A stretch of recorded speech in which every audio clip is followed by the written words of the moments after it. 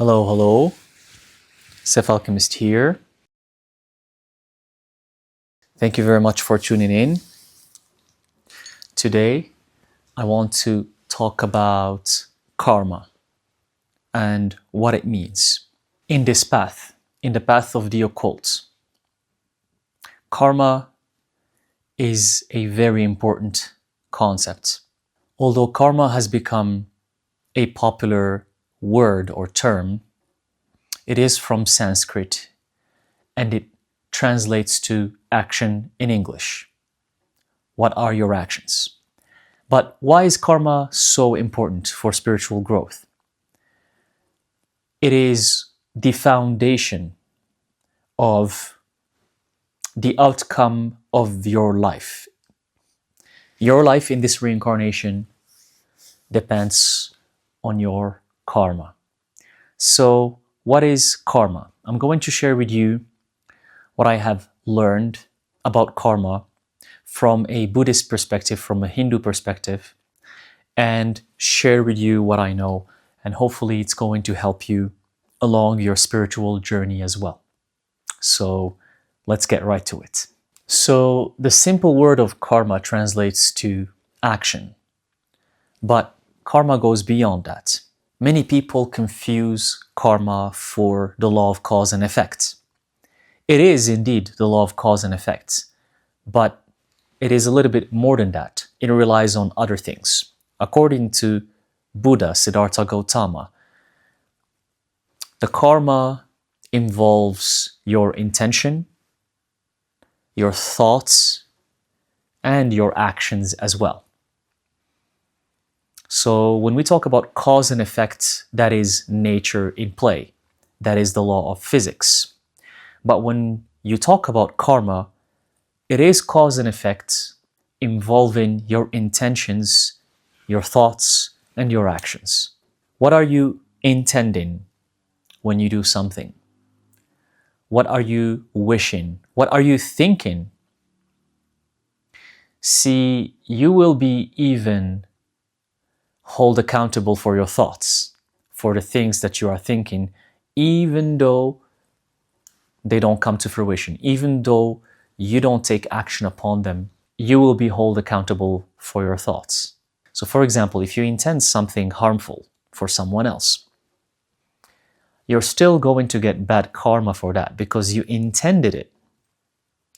If you go beyond that and take action on it, you take action on causing harm to someone else, now the karma or the consequences are going to be even worse. So what you think, what you intend, and how you act based on that is all interconnected.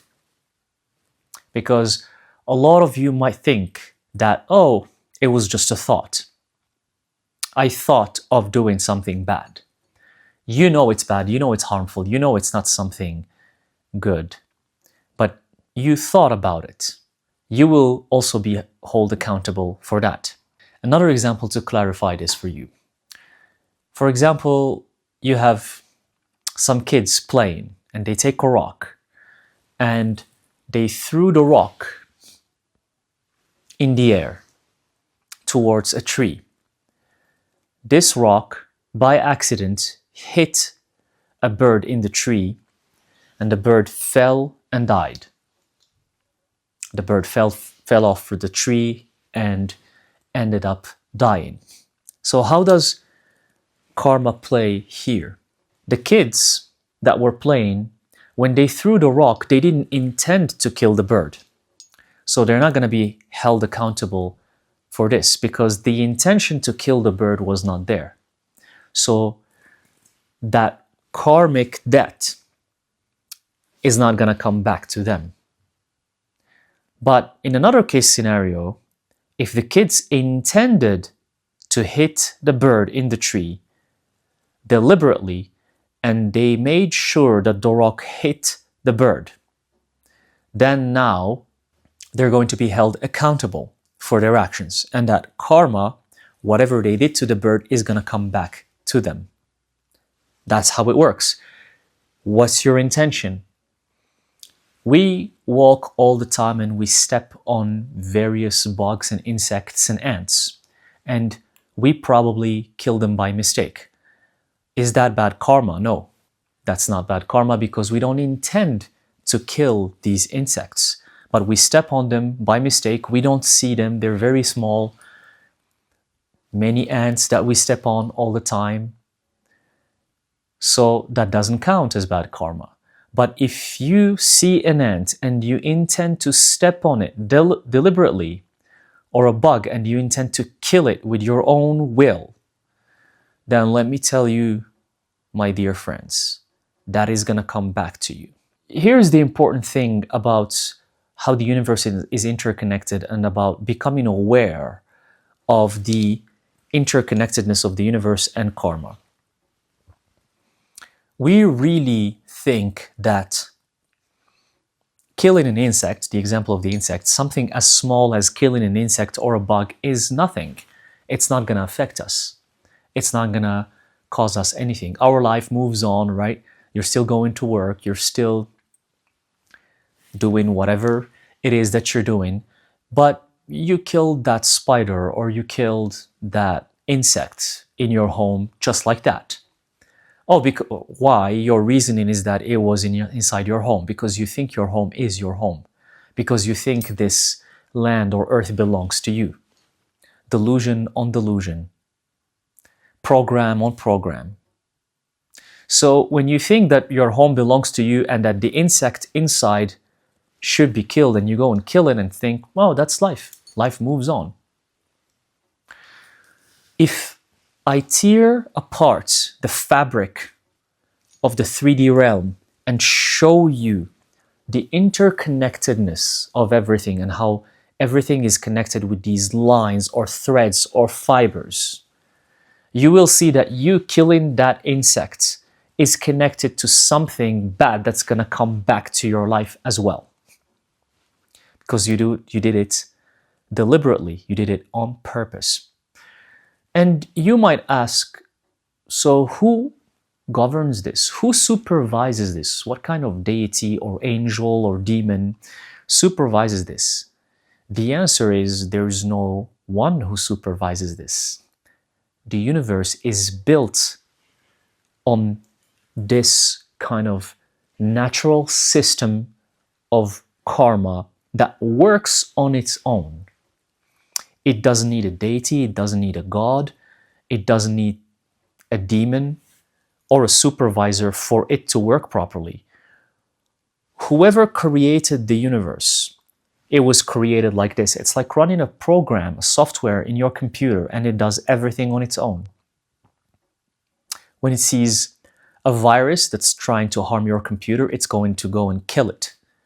So the software is designed to kill the virus that's trying to attack your computer. That's how the universe works. So you doing something on purpose that is harmful or bad, on purpose, the universe is built in a way automatically that that action is going to come back to you. And sometimes it's going to come back worse. I mean, even in monotheistic religions, they have this, no? That whatever you do will come back to you tenfolds or threefolds or something similar. This is knowledge that has been known by wise people for thousands of years. So the initiate understands this, but the profane will ignore this and think that everything is random, that we live in a world that is governed by randomness. Survival of the fittest. Whoever stronger will survive. So the more you become aware of how karma works, the more you will see that it affects every single step in your life. Another example, because I found out that the best way to understand karma is by giving examples. It's even better than any theory or any books you can read. The more examples I give you about karma, the more you'll understand it easily. Another example is, think about you wanting to give some money or food to a homeless person. Okay, I know that this is an example that many struggle with, right? You struggle with this a lot. All around the world, people just find it horrifying to give money to a homeless person or food. So your intention is to help the homeless person. Your intention is to give a meal or some kind of food or some money for that homeless person. You give the money to that homeless person. And then, let's say 30 minutes later, you go and do something. You go and do an errand. You come back and you see that that homeless is buying drugs with the money you gave him or her. They're buying drugs or they're buying alcohol to get drunk, and they're basically just wasting the money. Now you become furious. Now you become upset. You might even go to the homeless person and start an argument with them that they wasted the money. How does karma play here? Karma plays here based on your intention and your action. When you intended to help the homeless person, it was from the goodness of your heart. It was a positive, pure intention, and that's why you acted upon it to help. So you're gonna get something beautiful in return for that. What the homeless person does with the money is none of your concern. See, now that you saw the homeless not using the money for food, and you regretting giving that homeless person who wasted your money, you regretting giving them money is gonna cancel your karma. What? Yes. Because your intention was good. Now you're regretting your pure intention. And that's what's happening around the world right now. That's why I said everyone struggles to help homeless people or to give them money or food, because everyone is overthinking about, well, are they going to buy food with the money? Are they going to go get drugs? No, I don't help homeless people because I know they're going to go get drugs with the money. You're already judging everyone based on some other people's experiences or maybe your own experience, and you're canceling and removing and deleting your pure intention, the goodness that makes your soul, that humanity lacks. You're deleting it from your existence based on one experience you've had before. Sure, maybe before some homeless wasted your money. It doesn't mean that you shouldn't help again if you feel like it, if it comes from a good place. What the homeless person does with the money doesn't concern you, because them wasting, here I am, I'm getting to it, them wasting your money, that's bad karma for them. So they're gonna get bad karma for wasting your money. So why do you care? They're going to get punished for that. Why are you regretting your pure, loving, helping action? Why are you regretting it? So don't do that again. Every time you intend something beautiful, don't think about what it's going to lead to. Don't think about what you're going to get in return. It's like always expecting something in return. The moment you start expecting something in return for your actions, for your intentions, the karma is cancelled. The karma might even fire back at you. I'm going to give you another example. Suppose you heard this video and you're like, okay, now I understand what karma is. I want to do good things so I can get good things in return.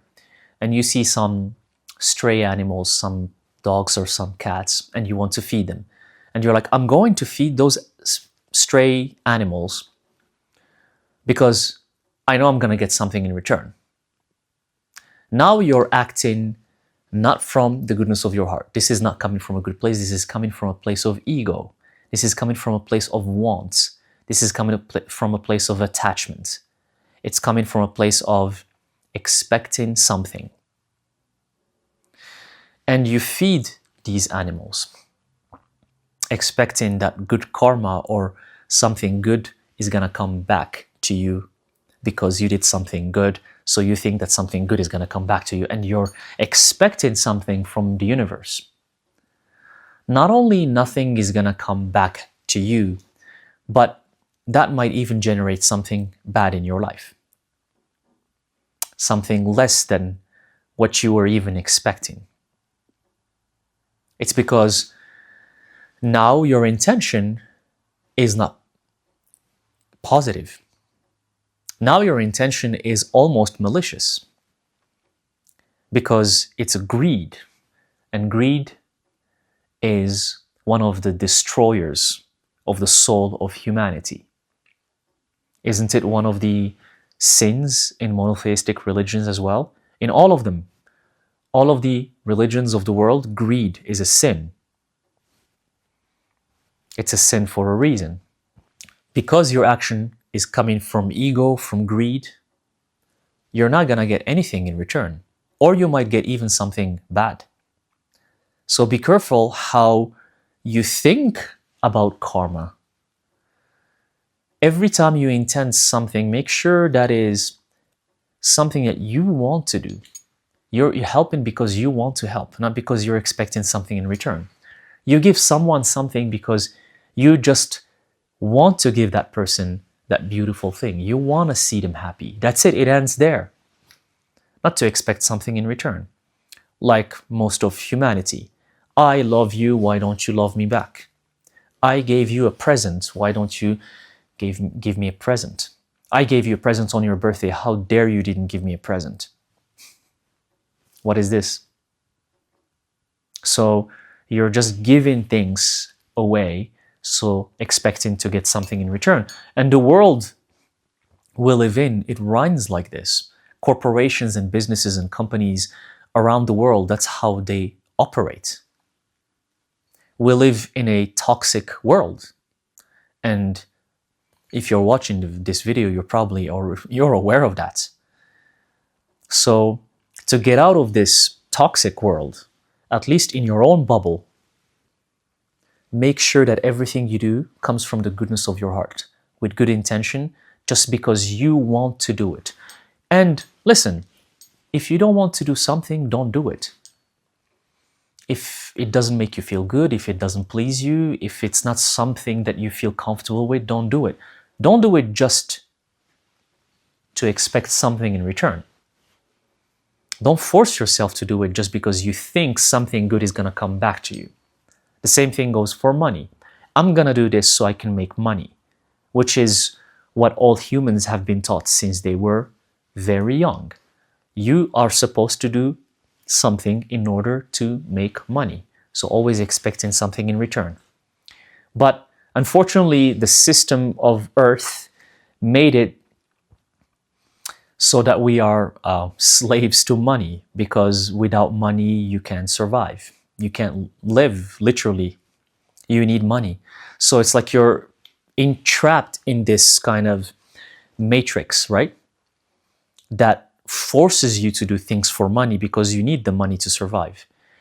And even if you are entrapped in this matrix that runs on money, so you have to do a lot of things for money, but make sure that there's a portion of your life. Maybe it's just 10%, maybe it's 20% of your life where you do things that just for the sake of love, for the sake of helping, for the sake of being who you are. Something that comes from a good place, from deep within your beautiful soul. Make sure that it's just a small portion.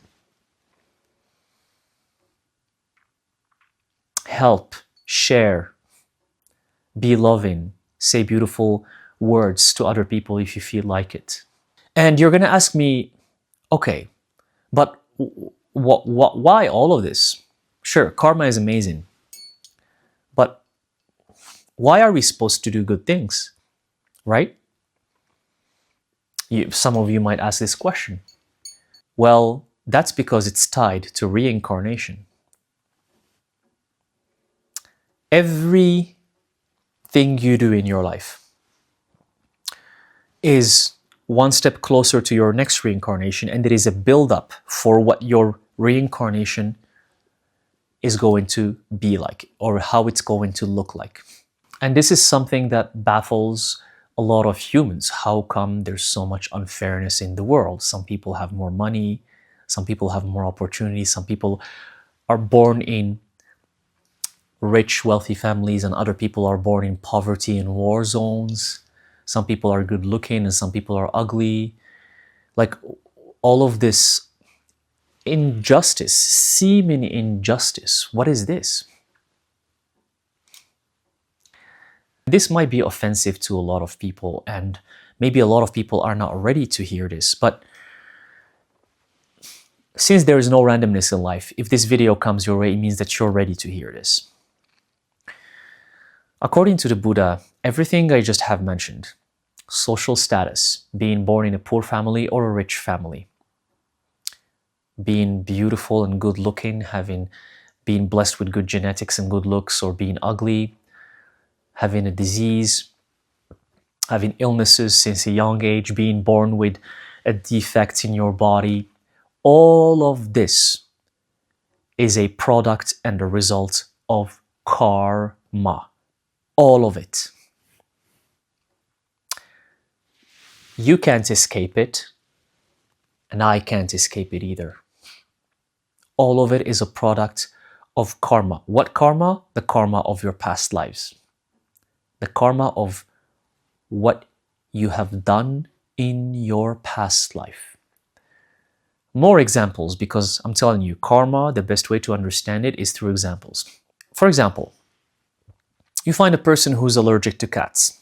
They're extremely allergic to cats. They just can't be near cats. They're maybe deadly allergic to cats. They might even like cats. They might even want to have a cat, but they're allergic to them. And this is just an example. I'm just giving it as an example. I'm not saying that's how it is, but it's an example. There's a chance that this person, in their previous lives, tortured cats and did horrible things to them. So the karmic debt played it so that the person is allergic to cats in their next life.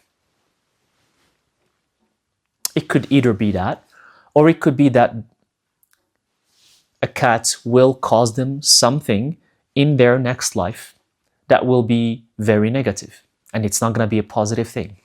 That's how karma works.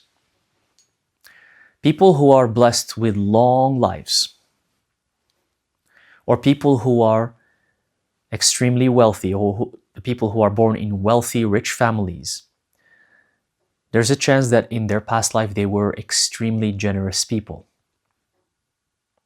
And that's why they're blessed in this lifetime with wealth and riches since the beginning. The same for people who live long lives. It's probably because in their past life they were kind, they were loving, and they didn't harm anyone. And that's why they are blessed with a very long, healthy life. The same goes for illnesses, diseases, people who have always chronic illnesses, chronic problems with their bodies. Because you don't know what you did in your past life, don't you? You just don't remember it. And you think that life is unfair. You think, oh, it's unjust. How come I was born in a dysfunctional, poor family?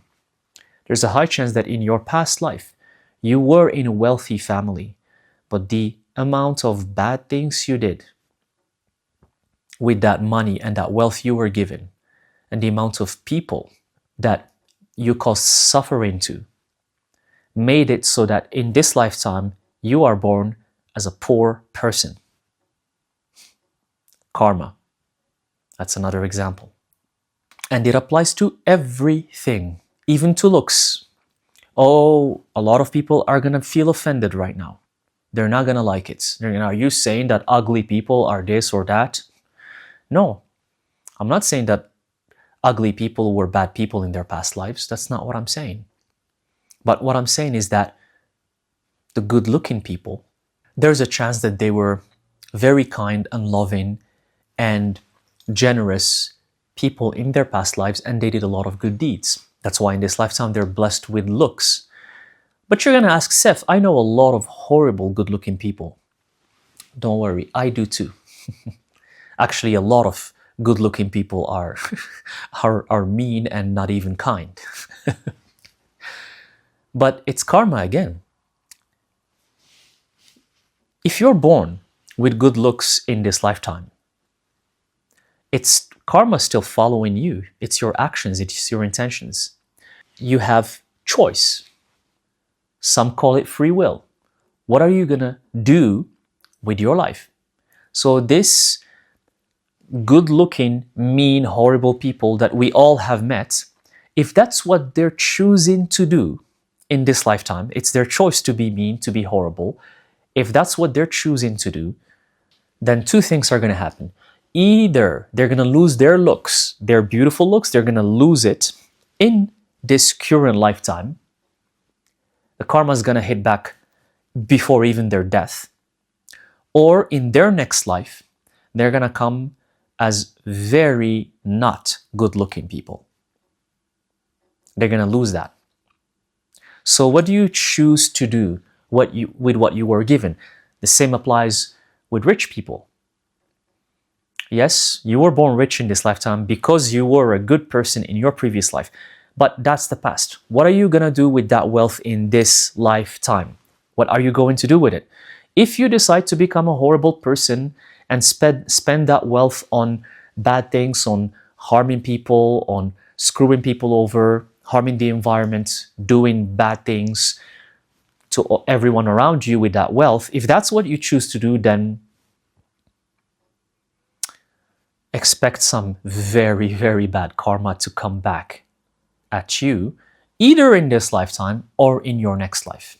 I'm going to give you another example. And this is from a Buddhist scripture or sutra. There was this man who was born in wealth. He was a wealth in ancient past. He was born in wealth. He was very wealthy and he enjoyed all of the good things about life. He had all the food he wanted, a lot of servants, and he considered himself very lucky, and he was wondering, why was he born with so much wealth? He was a Buddhist, so he was a practicing Buddhist and he believed in reincarnation. So he knew that the reason why he was rich has to do with his past life. So he grew curious about why was he born with so much riches in a very wealthy environment. He was curious about that. He wanted to know, what did he do in his past life? So because he had access to wealth and power, he got in touch with some wise people who told him that there is a well in the underworld, but the only way to reach that well is to go to the underworld that can show you your past lives, your future lives, anything you want. It's like a divining well. So this man wanted to know what he did in his past life, and he wanted to go to the underworld to see the well. So because of his wealth, he reached out to the people who knew where the well is, and he was able to go to the underworld, and he found the well. And he looked at the well to see what he was in his past life. He saw this old man, an old bearded man, who was not very rich, and he was living nearby a river. And this river was very hard to cross. A lot of people struggled to cross the river, and it caused a lot of problem for people's daily lives. And this man, out of the goodness of his heart, he decided to build a bridge so that people can cross the river easily, so they don't have to struggle every day to cross that river. And he did so, and he succeeded. That old man was him in the past life. He built the bridge. Many people enjoyed using that bridge, and it was very helpful for everyone in his village. So this wealthy man was so astonished. He's like, that's it? I'm having all this wealth just because I built a bridge that helped other people? So in this lifetime, I'm this wealthy? All right, amazing. If that's what it takes, I'm gonna build more bridges. So he gathered a lot of workers, a lot of men, a lot of craftsmen with his wealth, with his money, and he decided to build many bridges because where he was living, there was also a river, so he wanted to build more bridges for the nearby villages to use so they can cross those rivers without struggling, which can help them transport food or merchandise or not having to struggle to cross the river. So he decided to do so. That took him a long time. Building these bridges took a lot of manpower. It took a long time, many months of hard work. But during the process, he was not fair. He screwed some people over. A lot of the craftsmen and the men that helped him build the bridge, that got the metal to build the bridges, he didn't pay them. He took their money away. But after a long period of time and hard work and many months of people involved, he finished those bridges. The bridges were built. And he went back to his palace and he was like, well, now my next life must be incredible. I must probably reincarnate as a god, not even as a human anymore. But he was curious. He's like, but let me just go double check in the underworld. In that well, I want to see for myself. So he gathered the wise men again. They took him to the underworld to see the well. He looked at the well, and guess what he saw? The well showed him a tailless ox. An ox without a tail. He was confused. He asked the wise men, what does this mean? Why do I see an ox? The wise men told him, that's you in your next life. The wealthy man was confused, upset, and he was wondering why. The wise men told him, see, in your past life, you built that bridge out of the goodness of your heart. You didn't do it for money. You didn't do it for something in return. You just did it because you wanted to help people. The bridges you built now, while you being a wealthy man, you did it because you're expecting something better in your next reincarnation. So you were expecting something. You didn't do it out of the goodness of your heart. And not only that, you screwed many people over. Many people suffered because of the bridges you built, and you didn't treat people properly. And because of that, not only you're not going to be a human being in your next life, but you're not going to have a tail as well. He told him, that's why you're going to be an ox without a tail. But the wise men told him, but it's not too late to fix this. See, here the moral is that it's never too late to fix your karma. It's never too late. You always have a chance to fix it. He told him, you can fix it. So the wealthy man was so scared with what he saw and he wanted to fix it. So the first thing he did is pay back all of the people he screwed over. The people who he didn't pay, who provided the labor and the steel for the bridges. And it took him some time because it was a lot of money, but he gathered the money and he made sure to pay every single person what they owed him. And he went back to the well with the wise men and he said, okay, I think I fixed it. I paid everyone. He looked at the well and he saw an ox, but now with a tail. He was so furious and confused. He told him, a tail, all of that hard work and paying the people back just earned me a tail. The wise man told him, you'll be surprised how useful a tail can be.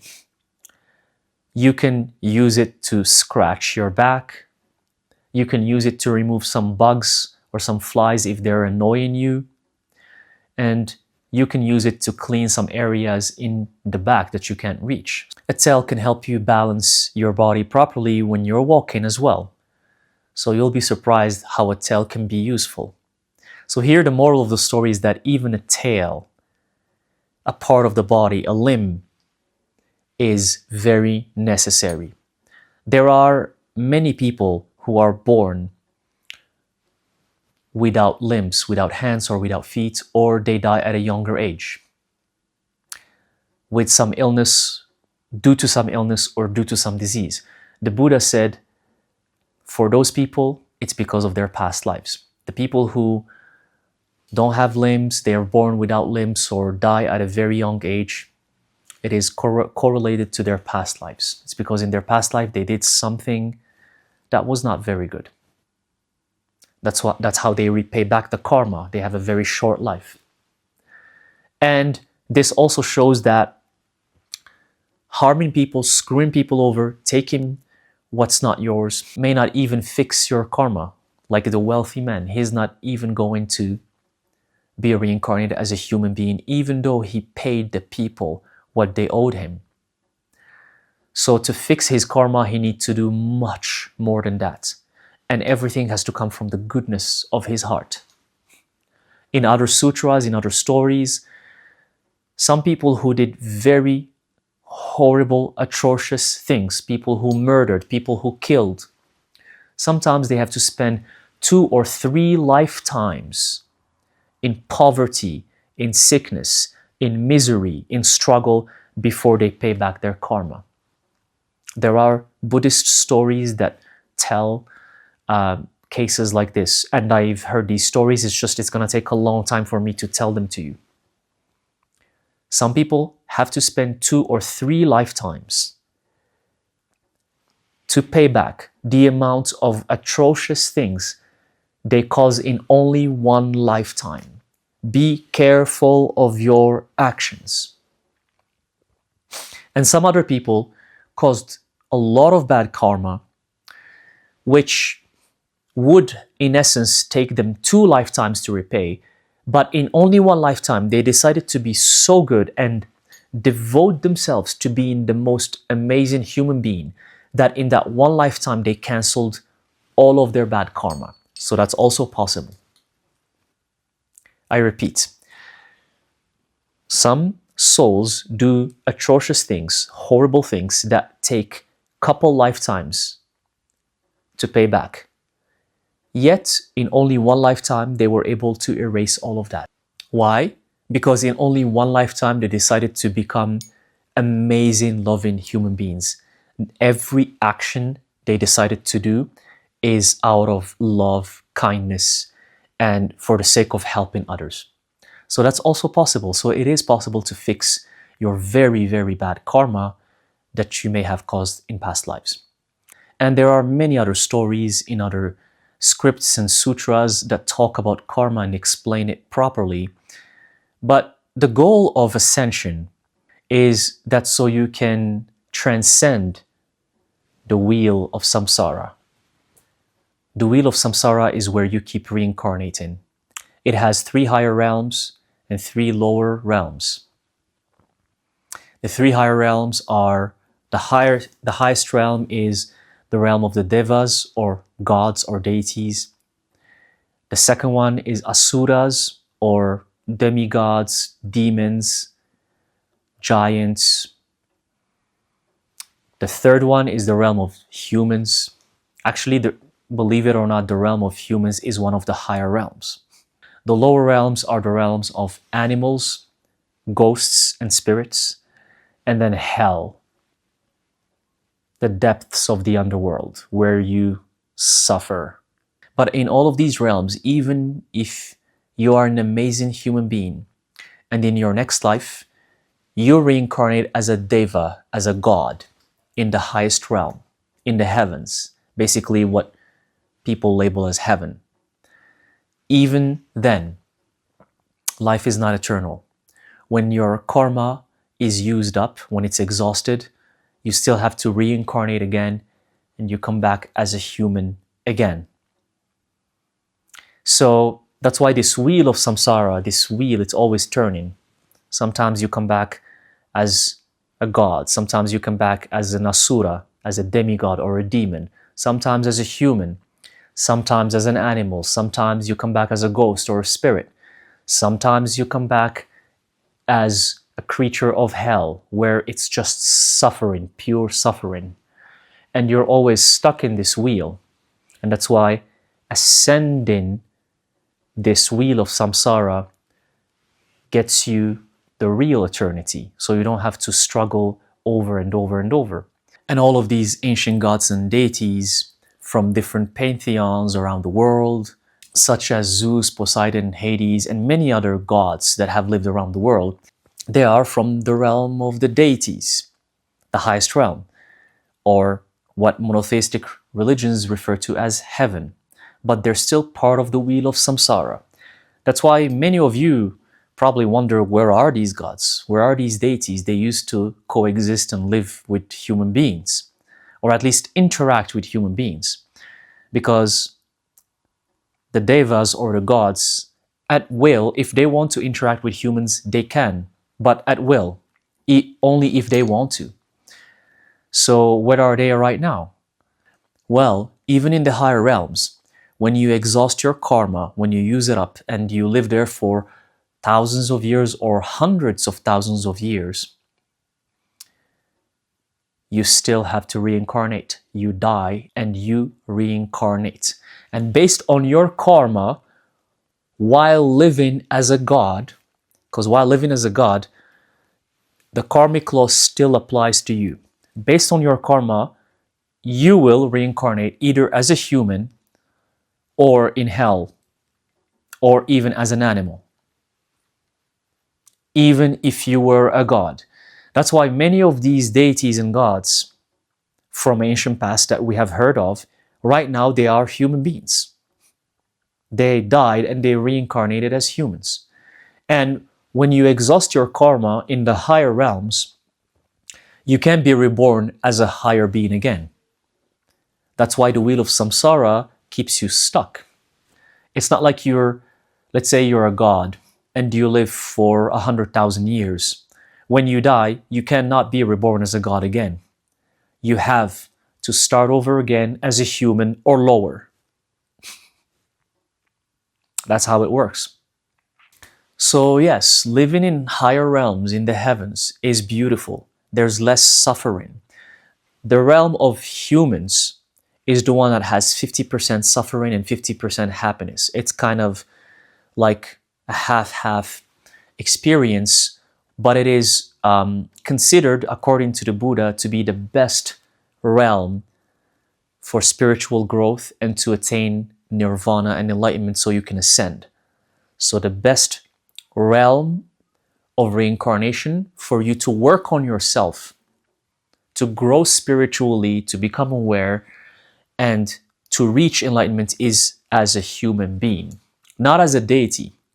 You know why? Because when you're a deity, imagine if you're a god, you're busy, you're distracted, you're a higher being. You can fly, you can teleport, you can visit any dimension you want. You're more intelligent, you're smarter. You have castles, you have flying castles in heaven. You're always partying, you're always busy 24/7. So gods and higher beings, they don't have much chance or opportunity to work on their spiritual growth. But a human does. The human realm is the best realm for spiritual growth and spiritual exploration, because there's a lot of suffering here as a human. You get to experience a lot of suffering, but you also experience happiness at the same time.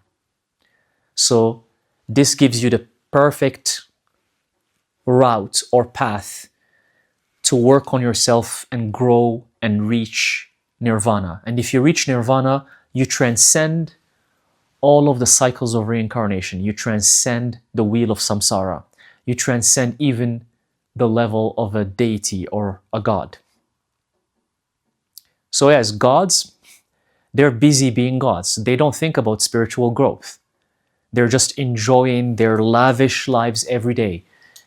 Because in the higher realms, there's no struggle. There is suffering, but not as much as being a human or an animal. And the lower you go, the more the suffering becomes worse and worse. That's why in the human realm, it's a 50-50 thing. So the higher you go, there's less suffering. And when there's less suffering, you're always enjoying what the universe has to give you. There's no money, there's no societal constructs. You're always just like party. And you know, it is known that in all religions, and even in Buddhism and even in Hinduism, it's a known fact that deities, they party a lot. They spend most of their times partying. Let's say you work on yourself to become an amazing human being, and then you reincarnate as a god, or as a demigod, as an asura or a deva. Wow, you're gonna feel amazing because you're not a human anymore. And you don't have to suffer as much anymore. Suffering exists there, but not to the level of being a human. So you might think that that's it, you made it. But no. Because life there is not eternal either. You're gonna enjoy your 100,000s of years or whatever years you're given to enjoy. And then after that, there is a chance that you might reincarnate as an animal again, or even in hell, based on the things you're doing. Because maybe as a god, you decide to do bad things. You decide to harm some beings, or you decide to harm humans as a god. And a lot of ancient gods have done that. Go read the Greek pantheon. Go read what the gods have done. Go read about the Anunnaki. See what Enlil did to humans. Some gods decide to harm humans. What if you live as a god and you think that's it, but then based on your actions, you end up doing something really bad and you end up in hell? So the goal from understanding karma and the wheel of samsara is that karma will be useful for this reincarnation. It's going to be useful for you to understand how everything works in your life. But it is also important for your next reincarnations as well, even as a higher being. And I'm saying this because a lot of people think that reincarnating as a god or as a higher being that have magical powers, that can fly, that can teleport to different dimensions is it. You guys think that's it. And I'm here to tell you that's not it. You're still repeating the cycle. Just better, sure. It's better than being a human being because you're always enjoying pleasures. And that's what the Buddha was trying to teach his disciples. It's the core. It's not about reincarnating as a higher being, as a god. That doesn't end it. That doesn't solve anything. So work on yourself always. Don't build up bad karma. Stay away from harmful situations. Stay away from bad intentions, bad thoughts, saying bad things, hurting people even with your words. You know, the monks, the reason why they're monks is because they want to disassociate from any attachment in life. That's why you can't sit very close to a monk. That's why monks, they're very solitary. They don't have friends. They don't go into gatherings and parties and they don't chit-chat. Because every interaction builds up karma. And to gain enlightenment, the best way to gain enlightenment is to cut any attachment you have in life. With anything, with anyone, and with any circumstances. But that's a different level and it's a different conversation altogether. But I'm just telling you the reason why the monks adopt that lifestyle, that renunciation from every pleasure, from every interaction. When I was in the temple with the monks, you can't even be close to them. You can't chit chat with them. It's because they don't even care where you come from or what's your name or anything about you, because they don't want to have any attachment with you. Because every attachment you build consequently builds up karma. But is that karma good or bad? That's the point. So always intend good in your life. Don't do things just expecting something else in return. That's not good karma. That's not going to give you anything good. And know that reincarnation altogether is just repeating the cycle. Many of us, many of you who are watching these videos have been deities in your past lives. I'm telling you this because I know it. And only the few of you who are going to watch all the way to the end are the ones who have been deities in their past lives. Because I know that not everyone is going to watch until here. So if you've watched all the way until here, if you made it until here, you were a deity in your past life. Maybe not your past life, maybe 10 lives ago or 20 lives ago, you came from the heavens, you were a god. But you came back as a human and you're stuck as a human because you're trying to go back to that deity level. But what if I tell you that even going back to that deity level doesn't cut it? And that's why the Buddha says, don't be stuck in the wheel of samsara. The Hindus have the same thing. They understand this. So I hope this video helps. I hope this video gives you an idea about what karma really means and how it plays for reincarnation, for the good deeds that you accumulate in your life. And the most important thing to remember is to never do something from greed or ego. Always do it from the goodness of your heart, good intentions, good thoughts, and let the universe handle the rest. Because the universe is so advanced in ways you can't even imagine, and it is programmed to understand and to know if your intentions are good or bad. So it will give you always what you deserve. Sometimes you don't see it around you. It takes time.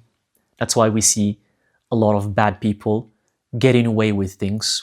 But we think they're getting away with things. They're not getting away with anything. Maybe they will get away with everything in this lifetime, but not in their next life. Okay? Thank you very much.